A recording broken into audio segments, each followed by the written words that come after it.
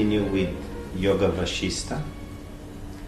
The last time where we stopped was as a result of the rising of pure wisdom, one's consciousness moves in the reality. And prior to that, he was talking that when there arises the pure wish to attain liberation, this leads to a serious inquiry. The inquiry leads the mind to become subtle, because the inquiry thins out the mental conditioning.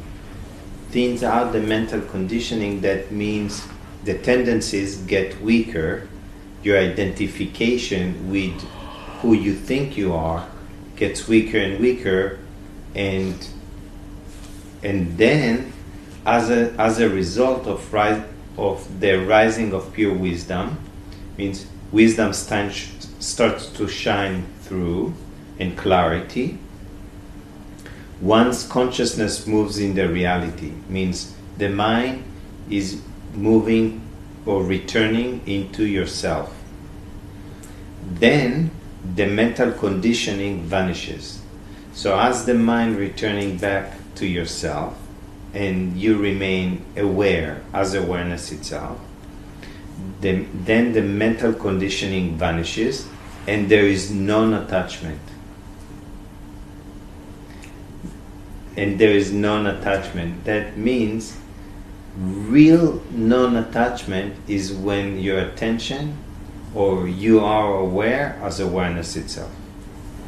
And that's what you call wisdom? Is that what you call wisdom? That's, we can also, Ramana, and one can call it as well wisdom. Bondage to action and the fruits ceases. Means bondage to actions and their fruit ceases, it's being finished. The vision is firmly established in truth. And the apprehension of the unreal is weakened. Means apprehension of the unreal, it's holding that apprehension is or apprehension actually means fear. Except here would be the vision is firmly established in truth. There's two. And the apprehension, double P, of the unreal is weakened. Yeah, it means the holding. Apprehension, and it's the holding of. The holding of. Means the unreal doesn't pull the attention, doesn't grab the attention. It's like, that's where undoing happened, because it's like being cut. Even while living and functioning in this world, he who has this unconditioned vision does what he has to be done as if he is asleep, without thinking of the world and its pleasures. Here he described basically how it really happens, and when it's all about the mind is moving back into yourself. Disappearing, resolving, Yeah. dropping off. Weakening is a good word. After some years of living like this, one is fully liberated and he transcends all these states. He is liberated while living. Again, here he just uses time after some years of living like this. Means once you're being established in yourself, then everything is being transcended. All the states of waking, dreaming, and deep sleep. And one is fully liberated while living. It's a question. It's like... Who dreams? The mind? Yes. Maya is dreaming, and then the ego has another dream inside the dream. And deep sleep is... There is a resting. That's the mind, resting? Yes. Within yourself.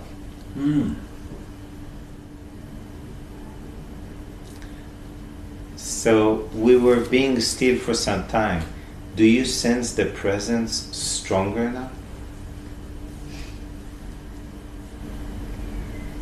Yes. Pay attention. Even if you rest, sometimes when you come out, there is more presence of awareness. The mind, if it was still and the mind was active, after it rests, can rest.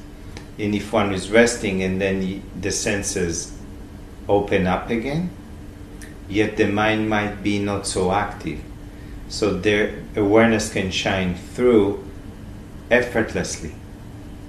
And then you just, this is what he used here, the vision is established. The vision of awareness is established. It's great he uses the word vision. It's recognition. Yes. We usually associate recognition with vision, but it could be sound. Yeah. Sometimes vision is when you have visions mentally, and here it's a vision of awareness. Awareness is... It's more of a felt experience. Yes, of course.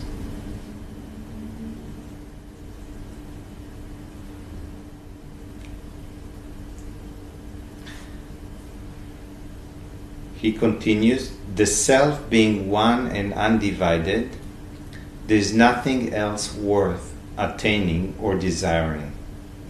This self undergoes no change and does not die. In this world, all things come into being and perish, and therefore there is repeated experience of sorrow. All the pleasures of the world inevitably end in sorrow. By self-knowledge, rid yourself of the problems connected with the life hereafter. There is no time to lose, for life is ebbing away all the time. When one is knocked about by the troubles and tribulations of earthly existence and is tired of all this, he seeks refuge from all this. This is again maturity, that the mind realizes that life, what it can really deliver, is very, very little. The mind imagines big promises to itself, big things to itself. At the end, there's really nothing much. It's kind of empty. Okay? So, if you want to experience the fullness of life, you have to wake up to the source of life, which is self-awareness, which is yourself. It just makes me a little smile because he says you have to hurry up. Life is Ebbing away. Ebbing away. So that's the subject that we were talking about at our age. Maybe we should hurry up a little. Life is ebbing away for everyone. Yeah. Like I used to have a friend, he already died. It's interesting because he says every day when he woke, before he was going to sleep, he used to tell himself, one day less. One day less, one day less.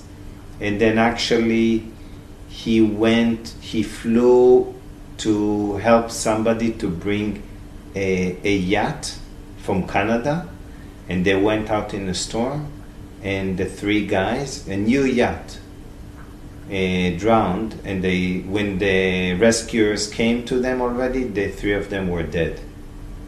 So it's interesting because he was already saying, counting down. He says, one day less, one day less. Yeah. So he left the body when he was probably in his 30s. So life was ebbing away for him. Mm-hmm. Yeah? It's really deceptive because the mind projects a future. So it thinks it has time. It's all egoic mind to postpone. It's a tactic for postponement, I call it.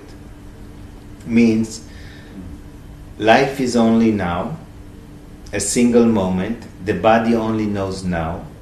Yeah? The cells and everything that is functioning is functioning due to memory. React is a chain of reactivity. The mind says, this is how many years passed, and this is how many years there will be. He's projecting it. The future is non-existent, is just an image of something that hasn't happened appearing now in the field of awareness, which is timeless. So there is an illusion that there is more time. This is why the more you come back to yourself, you start to abide in timeless being, and you recognize this is what's real. And the real is timeless. That's right.